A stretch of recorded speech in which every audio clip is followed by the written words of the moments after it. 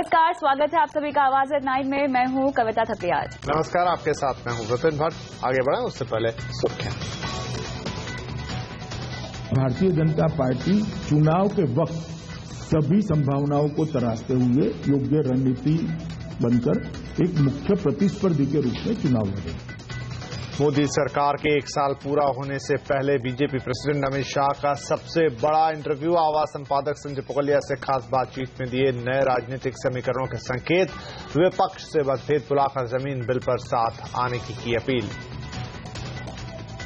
देश के विकास को गति देने के लिए सब लोग एक प्लेटफॉर्म पर आए। राजनीतिक मतभेद रखने की और करने की कई सारी जगह हैं, उसको विकास के साथ नहीं जोड़ना चाहिए। सारी चिंताओं को भुलाकर फिर दौड़ा बाजार। सेंसेक्स 350 पॉइंट ऊपर, निफ्टी भी 8,300 के पार। मिड कैप शेयरों में भी लगातार जोश जारी। कम होने वाली है टैक्स रिटर्न भरने की टेंशन। 14 की जगह सिर्फ 2 से 3 पेज का होगा नया आईटीआर फॉर्म। विदेश दौरे की भी सारी जानकारी देने की जरूरत नहीं। सीएनबीसी आवाज की एक्सक्लूसिव। 1 साल पूरे होने पर सरकार का मेगा प्लान। 22 मई से 10 जून तक सरकार के बड़े मंत्री करेंगे प्रेस कॉन्फ्रेंस। अपनी उपलब्धियों के बखान के लिए सरकार जारी करेगी booklet. I will meet Korea's business leaders tomorrow. Korean companies have the edge to succeed in India. विदेश दौरे के आखिरी चरण में दक्षिण कोरिया पहुंचे प्रधानमंत्री मोदी। कोरिया के राष्ट्रपति से मुलाकात में कहा, मेक इन इंडिया में काफी योगदान दे सकती है दक्षिण कोरिया की कंपनियां। अनुमान से 2 दिन पहले अंडमान पहुंचा मानसून। इस महीने के अंत तक केरल पहुंचने की उम्मीद। अगले 24 घंटे में दक्षिण के कई राज्यों में भारी बारिश का अनुमान। अमेठी में फूड पार्क के मामले पर तेज हुई राजनीति। राहुल ने केंद्र सरकार पर अमेठी से फूड पार्क छीनने का लगाया आरोप, तो हरसिमरत कौर ने किया जवाबी हमला। मुझे तो ये मालूम ही नहीं था कि ये फूड पार्क के नाम पे कितना बड़ा स्कैम अमेठी में खेला जा रहा था। 20 सालों में पहली बार घटी देश में मोबाइल फोन की बिक्री। जनवरी से मार्च तिमाही में आई 14.5% की गिरावट। तो कोई भी पत्नी अपने पति से खुश नहीं होती है। दोनों ये और यही शायद थीम है तनु। कौन सी पत्नी अपनी पति से इस बात से खुश होगी कि बाकी लोग कह रहे हैं प्रभु यीशु कर लेंगे। चलो और आवाज पर साथ आए तनु और मनु की जोड़ी। कैसी केमिस्ट्री देखी बुलेटिन में आगे।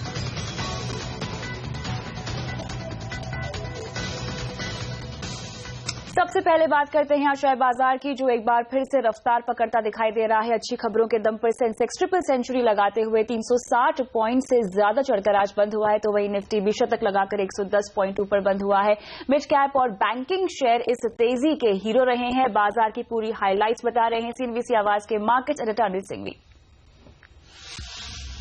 हफ्ते की दमदार शुरुआत की भारतीय बाजारों ने और क्रेडिट जाती है शुक्रवार के आंकड़ों को, जहां पर एफआईएस की तरफ से बिकवाली का दबाव कम होते हुए दिखा। हालांकि कैश मार्केट में 38 करोड़ की बिकवाली थी, लेकिन वायदा कारोबार में बिकवाली कम हुई और डोमेस्टिक फंड्स ने इनके साथ साथ खरीदारी दमदार अपनी बरकरार रखी। तो ये 2 बड़े फैक्टर्स थे फ्लोज के लिहाज से, जिसने भारतीय बाजारों में आज सुबह सुबह जोश भरा। लेकिन इनके साथ ग्लोबल मार्केट्स में भी थोड़ी रिकवरी आती हुई दिखी और वहां से फायदा होता हुआ दिखा। और ऐसे में बैंकिंग शेयरों ने अब फिर से तेजी का कमान संभाली और जिस तरह से आंकड़े पिछले हफ्ते आते हुए दिखे इन्फ्लेशन के, उसको देखकर ऐसा लग रहा है कि एक रेट कट की उम्मीद बनती हुई दिख रही है। बैंकिंग शेयरों की आउट परफॉर्मेंस बाजार के लिए ज्यादा जरूरी है।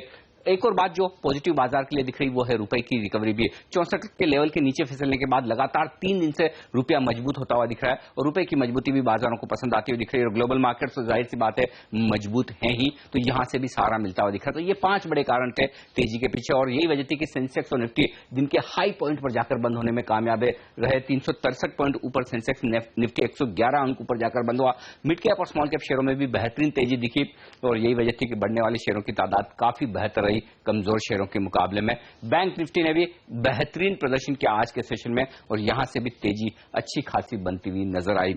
लेकिन असली मजबूती दिखी ऑयल एंड गैस स्पेस के दिग्गजों से और यहां से जो तेजी आई वो काफी बेहतरीन कही जा सकती है। गेल, रिलायंस, ओएनजीसी और केन इंडिया, ये 4 बड़े स्टॉक जो अपना अच्छा खासा वजन रखते हैं, खासतौर से रिलायंस, यहां पर अच्छी तेजी बनती हुई दिखी। पेट्रोल डीजल के दाम बढ़ाने का फायदा मिला ओएमसीज को। एचपीबीपी आईओसी मजबूती के साथ बंद हुए। वहीं फार्मा शेयरों में लुपिन, डॉक्टर नेटको जैसे शेयरों में अच्छी तेजी दिखी प्राइवेट बैंक्स आज ज्यादा बेहतर थे पीएसयू बैंक्स के मुकाबले में। HDFC, IndusInd, Kotak, yes, ICICI, ये सारे निफ्टी के स्टॉक्स मजबूती के साथ बंद हुए। वहीं सीमेंट शेयरों में भी बड़ा उछाल दिखा। अल्ट्राटेक, एसीसी, अंबुजा तेजी के साथ बंद होने में कामयाब रहे। टेलीकॉम शेयरों में आइडिया, भारती ने अच्छी मजबूती आज के सेशन में फिर से दिखाई, लेकिन टायर स्टॉक्स काफी दमदार प्रदर्शन करते हुए दिखे। अपोलो, सीएट, जेके जैसे शेयरों में एक अच्छी खरीदारी आज नजर आई। खबरों के दम पर एक्शन दिखा आईजीएल में, जहां पर इन्होंने अपने प्रोडक्ट के दाम बढ़ाए। फेडरल बैंक एक 1:1 बोनस का ऐलान किया, लेकिन स्टॉक पर प्रॉफिट बुकिंग आती दिखी। अदानी पावर के लिए कुछ लोन रिस्ट्रक्चरिंग की खबरों के चलते 2% की तेजी दिखी और टाटा मोटर्स ने अपने ग्लोबल सेल्स के आंकड़े घोषित किए। जो वीकेंड पर नतीजे आए उनमें जेएन इरिगेशन, स्टार परफॉर्मर आज का 17% की बड़ी तेजियां बनी। गेमन इंफ्रा, टाटा कॉफी जैसे शेयरों में भी खरीदारी का माहौल रहा अच्छे नतीजों के दम पर। वहीं कमजोर नतीजे वीकेंड पर दिखे। टोरेंट फार्मा, आइनॉक्स विंड, नया स्टॉक जो लिस्ट हुआ था कुछ दिन पहले, जेएनके बैंक और पूर्वांकरा ने कमजोर नतीजे पेश किए। लेकिन आज एशियन पेंट्स के नंबर बाजार की उम्मीदों से कमजोर आते दिखे। स्टॉक 3% नीचे बंद हुआ। स्टेलाइट टेक्नोलॉजी ने अच्छे नंबर दिए, स्टॉक में तेजी दिखी। निफ्टी पर चढ़ने वाले शेयरों में टाटा पावर, एचडीएफसी, आईटीसी और एचसीएल टेक जैसे दिग्गज आज आगे रहे। काले धन पर शिकंजा कसने की कोशिश में जुटी सरकार भले ही इनकम टैक्स रिटर्न फॉर्म को लेकर बैकफुट पर दिख रही है, लेकिन दूसरे मोर्चे पर सख्ती बरतने की पूरी तैयारी हो रही है। सूत्रों के मुताबिक नया इनकम टैक्स रिटर्न फॉर्म 2 से 3 पेज का हो सकता है। इनकम टैक्स रिटर्न फॉर्म फिर से सरल होने जा रहा है। सूत्रों से मिली जानकारी के मुताबिक नए आईटी रिटर्न फॉर्म में अब 2 से 3 पेज होंगे, जबकि पहले 14 पेज का रिटर्न फॉर्म लाया गया था। इसमें विदेश दौरे की सीमित जानकारी मांगी जाएगी। साथ ही हर टैक्स पेयर से विदेश दौरे का पूरा ब्यौरा नहीं मांगा जाएगा। इसके अलावा निजी विदेश यात्रा की जानकारी देने के लिए खर्च की सीमा तय की जा सकती है। फॉर्म के एनेक्शर में विदेश यात्रा की जानकारी देने का प्रावधान शामिल हो सकता है। देखिए, फॉरेन ट्रैवल के बारे में मेरा यह मानना है कि सरकार उतनी इन्फॉर्मेशन मांगे जितनी सरकार के लिए जरूरी हो, और टैक्स पेयर को उतना ही कष्ट दे जितना कि उसकी इन्फॉर्मेशन कहीं और से नहीं मिल सके। आज की डेट में जितना फॉरेन ट्रैवल होता है वो सारा डाटा इमिग्रेशन ऑफिस के पास है और उसकी डिटेल की लेने की कोई जरूरत नहीं है। सरकार जो आपको मैच करना है कि इसकी इनकम कितनी है और पर्सनल खर्चे कितने हो रहे हैं फॉरेन ट्रैवल के लिए, तो आप ये कहिए कि आपने जो पर्सनल अकाउंट में ट्रैवल किया है उस अकाउंट की आप डिटेल दीजिए। आप कोई प्लेयर ट्रिप पे गया, हॉलीडे ट्रिप पे गया है, तो आप रिटर्न भरते हैं 2 लाख की, पता लगा 4 लाख का आपने खर्चा किया, तो आपको ये तकलीफ आ जाएगी। तो इसलिए इसकी जरूरत है। तो ऐसे केस में जरूरी है कि हम सिर्फ पर्सनल अकाउंट की डिटेल मांगे, बाकी अकाउंट की डिटेल नहीं मांगे। तो उससे क्या होगा, जो एम्प्लॉई ने एम्प्लॉई अकाउंट में ट्रैवल किया है, किसी फिड्यूशियरी कैपेसिटी में, इंस्टीट्यूशन के अकाउंट में ट्रैवल किया है, जो आपने कंपनी में खर्चे डाले, तो फिर उसकी जरूरत नहीं देने की। अब रही बैंक अकाउंट के बारे में, ये इन्फॉर्मेशन देखिए वैसे तो बहुत रेलिवेंट होती है, इसलिए कि अगर किसी का नंबर 2 का बैंक अकाउंट है तो जब डिटेल मांगेंगे उसी से पता लगेगा। तो आपने 6 बैंक अकाउंट खोले हैं और रिटर्न में 4 दिखाए हैं, तो ये मान के चलना पड़ेगा कि 2 बैंक अकाउंट आपके जो हैं वो उसमें नंबर 2 के अकाउंट हैं। अब सवाल ये आता है कि बहुत सारे लोग ऐसा अकाउंट कर लेते हैं, जैसे स्टूडेंट खोल दिया, कभी कहीं गए वो खोल दिया। तो मुझे ऐसा लगता है कि सरकार इसमें एक बैलेंस स्ट्रक करेगी, तो इन्फॉर्मेशन उस बैंक अकाउंट के बारे में ले जो एक्टिव बैंक अकाउंट है। जो डोरमेंट अकाउंट है, जब बैलेंस नॉमिनल है या जिसमें साल के अंदर ट्रांजैक्शन नहीं हुई है, उनको सरकार छोड़ सकती है। तो मेरा ऐसा मानना है कि नए फॉर्म में शायद ऐसे ही कोई प्रोविजन डालेगी सरकार कि आप अपने जो during the year active bank account रहे हैं उसका डिक्लेयर कर दीजिए। फिर सरकार ये करेगी कि फिर आपका कोई बैंक अकाउंट पता लगता है जो इसके अलावा है, एक्टिव था और जहां बैलेंस अच्छा खासा था, तो सरकार फिर शायद आपसे सवाल जवाब पूछेगी। ये आना है। विदेश यात्रा के अलावा बैंक खातों से जुड़ी सारी जानकारी मांगे जाने के प्रावधान पर भी एक्सपर्ट नाखुशी जता रहे थे। सूत्रों से मिली जानकारी के मुताबिक नए रिटर्न फॉर्म में बैंक खाते की भी सीमित जानकारी पूछी जा सकती है। इसमें भी डोरमेंट अकाउंट की जानकारी देना जरूरी नहीं होगा। हाँ, सभी विदेशी खातों की जानकारी देना अनिवार्य हो सकता है। नया फॉर्म 3 हफ्ते के भीतर जारी होने की उम्मीद है। 3 देशों के दौरे के आखिरी चरण प्रधानमंत्री मोदी आज दक्षिण कोरिया में हैं। प्रधानमंत्री मोदी और दक्षिण कोरिया राष्ट्रपति पाक ग्यून हाई ने आज मुलाकात की और दक्षिण कोरिया ने भारत में इंफ्रास्ट्रक्चर विकास के लिए $10 अरब देने का ऐलान किया है। इस रकम का इस्तेमाल इंफ्रा को बढ़ावा देने, स्मार्ट सिटीज को डेवलप करने, रेलवे और पावर जनरेशन के लिए किया जाएगा। दोनों ही देशों के बीच 7 नए समझौते हुए हैं। इसके अलावा दोनों देशों के बीच अवॉइडेंस ऑफ डबल टैक्सेशन के लिए MOU भी किया गया है। दोनों ही देशों ने अपने बायलैटरल रिलेशनशिप को मजबूत करने की बात कही है और इसके अलावा दोनों देशों के बीच डिफेंस व्यापार को और बढ़ावा देने की भी बात कही गई है। Our relationship started with a strong economic emphasis, but it has also now become a strategic in content. The need of closer engagement between countries with the shared values and vision had never been stronger. I am pleased that we have agreed to upgrade the bilateral relationship to special strategic partnership. Our household names in India. President Park and I see vast opportunities for Korean companies to participate in our Make in India mission. I will meet Korea's business leaders tomorrow. Korean companies have the edge to succeed in India. We will also establish a channel, Korea Plus, to facilitate their investment and operations in India. विदेश विभाग के सचिव अनिल वाधवा का कहना है कि प्रधानमंत्री का दक्षिण कोरिया दौरा निवेश और विकास के लिहाज से काफी महत्वपूर्ण रहा है। कोरिया के साथ जो रिलेशनशिप है वो काफी वाइड रेंजिंग है और इकोनॉमिक्स के ऊपर, इन्वेस्टमेंट के ऊपर काफी फोकस है इस विजिट के द्वारा। ये आज जो बातचीत हुई वो सभी इश्यूज पर हुई, उसमें मेक इन इंडिया पर फोकस था और स्वच्छ भारत पर फोकस था, क्लीन इंडिया पर फोकस था और ऑल्सो स्मार्ट सिटीज पे भी फोकस था। और फिलहाल वक्त ब्रेक का। ब्रेक के बाद आपको दिखाएंगे मोदी सरकार के मंत्री जनता तक कैसे पहुंचाएंगे सरकार का काम। और 20 साल में पहली बार घटी देश में मोबाइल फोन की बिक्री। पूरी खबर इस ब्रेक के बाद।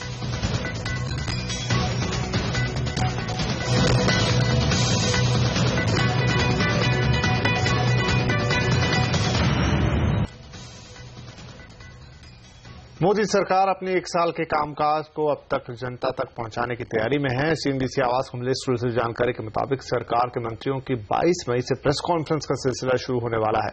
22 मई से 10 जून तक सभी बड़े मंत्री दिल्ली और देश के बाकी हिस्सों में प्रेस कॉन्फ्रेंस करेंगे। पूरी जानकारी के लिए बात करेंगे हमारी संवाददाता दीपाली नंदा से, जो दिल्ली में है। दीपाली, क्या डिटेल्स हैं आपके पास? क्या तैयारी है? किस तरीके से मंत्री सरकार का एजेंडा, सरकार के कामकाज को लोगों तक पहुंचाएंगे? जी, सूत्रों से जो हमें एक्सक्लूसिव जानकारी मिली है उसके मुताबिक 1 साल पूरा होने के मौके पर सरकार की तरफ से एक बुकलेट लॉन्च की जाएगी और इस बुकलेट का नाम संवाद रखा जाएगा। इस बुकलेट के जरिए सरकार की कोशिश रही रहेगी कि बीते साल में जो भी बड़ी उपलब्धियां हैं उसको आम जनता तक पहुंचाया जाए। खासतौर पर जो सोशल सिक्योरिटी स्कीम्स है उस मोर्चे पर सरकार ने पिछले 1 साल में क्या कदम उठाए हैं और आगे की किस तरह की योजना है, इस बारे में जानकारी दी जाएगी। खासतौर पर अगर हम प्रधानमंत्री जनधन योजना की बात करें या मुद्रा बैंक की बात करें, इन सब चीजों से किस तरह से गरीबों और किसानों को फायदा मिलेगा, इस बारे में जानकारी दी जाएगी। और ये जो संदेश है ये पूरे देश भर में गरीब जनता तक पहुंचाया जाए, गरीबों तक पहुंचाया जाए, इसको ध्यान में रखते हुए पूरी एक स्ट्रैटेजी बनाई गई है। न सिर्फ दिल्ली बल्कि देश के अलग अलग हिस्सों में सरकार के दिग्गज मंत्री प्रेस कॉन्फ्रेंस करेंगे। प्रेस कॉन्फ्रेंस का सिलसिला 22 मई से शुरू होकर 10 जून तक रहेगा। 22 मई को दिल्ली में वित्त मंत्री अरुण जेटली प्रेस कॉन्फ्रेंस करेंगे और उसमें बताएंगे कि पिछले 1 साल में फाइनेंशियल इंक्लूजन मोर्चे पर सरकार की क्या उपलब्धियां रही हैं और उसके बाद फिर सिलसिला शुरू हो जाएगा। राजनाथ सिंह, सुषमा स्वराज, पीयूष गोयल जैसे मंत्री दिल्ली में प्रेस कॉन्फ्रेंस करेंगे। इसके अलावा देश के अलग अलग हिस्सों में भी नितिन गडकरी, मुख्तार अब्बास नकवी, अनंत कुमार, रामविलास पासवान जैसे नेता गांव-गांव जाकर देश के अलग अलग हिस्सों में जाकर मोदी सरकार की पिछले 1 साल की उपलब्धियों को गिनाएंगे। कुल मिलाकर सरकार की तरफ से पूरा रोड मैप तैयार कर लिया गया है। अपनी जो योजनाएं हैं और जो भी पिछले 1 साल में जो बड़ी उपलब्धियां रही हैं उन्हें देश के हर कोने में अच्छे तरीके से पहुंचाए जाने को लेकर। शुक्रिया। आगे बढ़ते हैं। अमित शाह ने कहा कि पश्चिम बंगाल और तमिलनाडु में बीजेपी के सामने गठबंधन के ऑप्शन खुले। उन्होंने कहा कि पश्चिम बंगाल में म्युनिसिपल चुनावों के नतीजों को बीजेपी के खराब प्रदर्शन के तौर पर नहीं देखा जाना चाहिए क्योंकि वहां चुनाव में बड़े पैमाने पर धांधली हुई है। उन्होंने इन खबरों को खारिज किया है कि पश्चिम बंगाल में ममता बनर्जी के साथ बीजेपी की कोई गुपचुप समझौता किया गया है जिसके तहत राज्य में तृणमूल कांग्रेस राज करे, लेकिन लोकसभा चुनाव में ममता बीजेपी को सीधी टक्कर नहीं देगी। संपादक संजय पुगलिया से बातचीत में अमित शाह ने माना कि बंगाल और तमिलनाडु में अपना दायरा बढ़ाने के लिए वो दूसरी पार्टी से हाथ मिला सकते हैं। जहां तक भारतीय जनता पार्टी का सवाल है, मैं सुनिश्चित रूप से मानता हूं कि इतनी बड़ी रैगिंग हुई है कि देश की जनता अभी जो चुनाव हुए हैं उसको जनता का मैंडेट न माने। जब भारत के चुनाव आयोग के तत्वाधान में और न्यूट्रल प्रकार के पुलिस बल के तत्वाधान में असेंबली के चुनाव होंगे, तब नतीजे आश्चर्यजनक होंगे और भारतीय जनता पार्टी के पक्ष में होंगे। ये साफ समझा जाए कि तमिलनाडु हो या पश्चिम बंगाल, बीजेपी पूरे राज्य में अपने अकेले दम पर चुनाव लड़ेगी। मैंने ऐसा नहीं कहा हम अकेले लड़ेंगे। हम भारतीय जनता पार्टी का विस्तार करना चाहते हैं, वास्तविकता है, अलायंस के लिए ओपन है। और भारतीय जनता पार्टी चुनाव के वक्त सभी संभावनाओं को तराशते हुए योग्य रणनीति बनकर एक मुख्य प्रतिस्पर्धी के रूप में चुनाव लड़ेगी। ब्रिक्स बैंक का प्रेसिडेंट बनाए जाने के बाद केवी कामत ने आज दिल्ली में वित्त मंत्री अरुण जेटली और वित्त मंत्रालय के अधिकारियों से मुलाकात की। वित्त मंत्री से बैठक के बाद कामत ने कहा कि सरकार ने उन्हें जो सम्मान दिया है उससे वे बेहद खुश हैं और जल्दी वे शंघाई जाकर ब्रिक्स बैंक बनाने की तैयारियों का जायजा लेंगे। Firstly, I am very happy at this honor that the government has bestowed. I am humbled in a way, and look forward to this nomination going forward. So I'll make a trip to Shanghai, and then we will set a date in due course. And so, what kind of role do you think the BRICS Bank will play? I think the role is exactly as was articulated. It is a multilateral development bank, but as I said, let me go and let me understand the situation better, and then we will talk. 19 मई तक monsoon को अंडमान पहुंचने की उम्मीद थी, लेकिन इससे 2 दिन पहले ही यानी 17 मई को ही ये वहां दस्तक दे चुका है। पिछले 48 घंटों से दक्षिण भारत के कई इलाकों में प्री मानसून तेज बारिश हो रही है और मौसम विभाग के मुताबिक तटीय केरल, तमिलनाडु और आंध्र प्रदेश में 24 घंटे में तेज बारिश हो सकती है। इस महीने के अंत तक यानी 30 मई तक मानसून को केरल पहुंचने की उम्मीद है। हालांकि मौसम की जानकारी देने वाली कंपनी स्काईमेट के मुताबिक ये 29 मई को ही दस्तक दे देगा। साथ ही इसे 10 जून तक हैदराबाद और 11 जून तक कोलकाता और मुंबई तक आने की उम्मीद है। मानसून वक्त से पहले चल रहा है और ये 17 जून तक पटना पहुंच सकता है। साथ ही भोपाल में 20 जून और लखनऊ में 24 जून तक मानसून को पहुंचने की उम्मीद है। दिल्ली में मानसून 30 जून को दस्तक देगा और 5 जुलाई तक ये राजस्थान तक मौजूदगी दर्ज करा देगा। और 20 सालों में पहली बार घटी देश में मोबाइल फोन की बिक्री।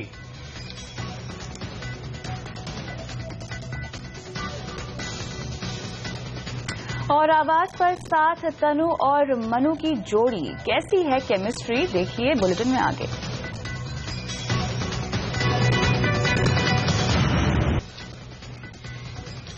अपने संसदीय क्षेत्र अमेठी में किसानों से मुलाकात के दौरान फूड पार्क का मुद्दा उठाते हुए राहुल गांधी ने मोदी सरकार पर जमकर हमला किया है। राहुल गांधी ने कहा कि केंद्र सरकार ने अमेठी से फूड पार्क छीन लिया है, जिससे आसपास के 10 जिलों के किसानों को फायदा होता। राहुल के मुताबिक बीजेपी उनसे दुश्मनी निभाने के चक्कर में अमेठी सहित आसपास के जिलों के किसानों का नुकसान कर रही है। फूड पार्क इस डिस्ट्रिक्ट को, अमेठी को, बाकी 4, 5, 10 डिस्ट्रिक्ट्स को बदल देता। क्यों बदलता?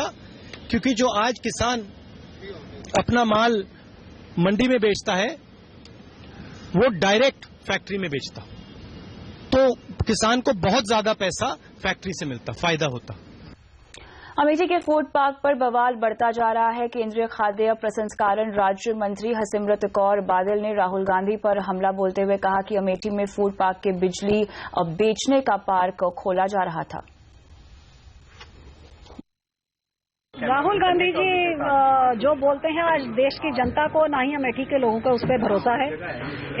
उनका झूठ तो ये अमेठी फूड पार्क में ही सामने आ गया कि जो फूड पार्क 2 साल में चालू होना था वो 4 साल में जमीन भी उस फूड पार्क के नाम नहीं करा सके राहुल गांधी जी।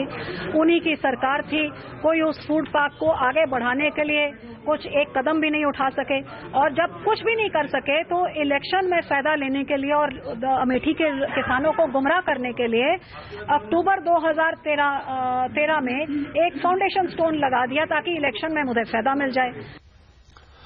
भारत को मोबाइल फोन का बढ़ता हुआ बाजार समझा जाता है, पर साइबर मीडिया रिसर्च की ताजा रिपोर्ट की माने तो यहां पहली बार मोबाइल फोन की बिक्री में गिरावट देखने को मिली है। इस रिपोर्ट के मुताबिक पिछले साल की आखिरी तिमाही के मुकाबले इस साल की पहली तिमाही में मोबाइल फोन की बिक्री 14.5% नीचे आ गई है। पिछले साल जहां करीब 6.2 करोड़ हैंडसेट बिके थे, इस साल की पहली तिमाही में ये 5.3 करोड़ यूनिट ही रहे हैं। जानकारों के मुताबिक ये गिरावट मोबाइल फोन की बढ़ती कीमत, एक्साइज ड्यूटी में बढ़ोतरी और स्मार्टफोन में कुछ सालों से घटते इनोवेशन के कारण है। तनु और मनु की जोड़ी एक बार फिर आपको एंटरटेन करने के लिए आ रही है। शुक्रवार बॉक्स ऑफिस पर तनु वेड्स मनु रिटर्न रिलीज को तैयार है। क्या धमाल मचाने वाली है ये जोड़ी इस बार, चलिए खुद इन्हीं से सुनते हैं। 22 मई को रिलीज हो रही है तनु वेड्स मनु रिटर्न्स। तनु वेड्स मनु रिटर्न्स, मतलब कोई और नाम नहीं था। Thank you Richa for this wonderful introduction. लेकिन नाम और भी थे, और भी ऑप्शंस थी, जैसे तनु वेड्स मनु सीजन 2 था एक, तनु वेड्स मनु और वो एक और ऑप्शन थी, और तनु वेड्स मनु रिटर्न्स भी था। तो आई थिंक सबसे ज्यादा वो डायरेक्टर्स की और जो प्रोड्यूसर्स की जो एक कलेक्टिव कॉल थी वो यही थी कि returns is the most justified and most like no nonsense title, तो वैसा करके इसको डाल दिया गया। चलिए माधवन, जो प्रोमोज हम देख रहे हैं उसमें ये पता चल रहा है कि आपको दोबारा प्यार हो जाता है। एक बार तनु से मन नहीं भरा? अच्छा, पता नहीं, ये सवाल सब मुझसे पूछते हैं जैसे कि मैं गुनहगार हूँ और इतना गुड बॉय इमेज है। नहीं, पर कहानी के हिसाब से जो एक शादीशुदा फैमिली के साथ होता है, जो एक जोड़ी के साथ होता है, जो कभी कभी 4 साल बाद आप ऊब जाते हो इस प्यार से, तो उसके बाद क्या होता है, ये इस फिल्म की कहानी है। रोमांटिक दोनों में कौन ज्यादा है? तो इनकी बीवी बता सकती है। और मैं तो दूसरी बार प्यार हो रहा है और मैं कोई सबूत नहीं छोड़ती। नाइस। तो कोई भी पत्नी अपने पति से कोई खुश नहीं होती है, दोनों ये, और यही शायद थीम है तनु वेड्स मनु रिटर्न्स। कौन सी पत्नी अपनी पति से इस बात पे खुश होगी कि बाकी लोग कह रहे हैं प्रभु यीशु कर लेके चलो यार। तो कहीं ना कहीं यही एक थीम है 4 साल की शादी का तनु वेड्स मनु रिटर्न्स की। चलिए इसी के साथ आवाज एट 9 में हमें दीजिए इजाजत। फिर होगी मुलाकात। नमस्कार।